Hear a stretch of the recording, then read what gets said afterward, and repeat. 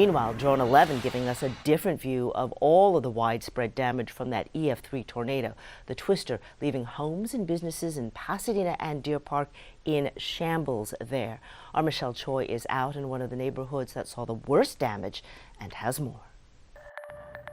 Hey Sherman, yeah, so many homes have been destroyed. We're told virtually every motel in the area is booked. In addition, the Red Cross had to open up a second shelter to accommodate all the storm victims.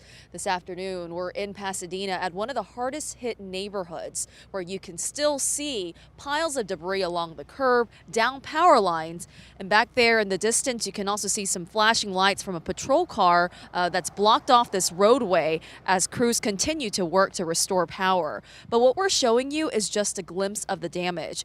Take a look at this video from Drone 11, giving you the true scope of the devastation and what families living here on Beverly Road are dealing with right now. From businesses to homes, you can see roofs ripped apart, walls sheared away, and debris everywhere. For the past 2 days, we've also been hearing incredible stories from people who survived the EF3 tornado. That includes Lee McDaniel, his 9-month-old son, and 6 other members of his family. I seen the roof coming off, and I made him and my wife go in the bathroom, and I kind of bunkered down next to the fridge, in case the roof caved in. Yeah, Lee says by the time the storm passed, their family's auto upholstery business, their house, and their vehicles were all destroyed. But thanks to hunkering down in that bathroom, no one was injured. Of course, it's going to take some time for these families to get back on their feet. The cleanup just beginning. Sherman.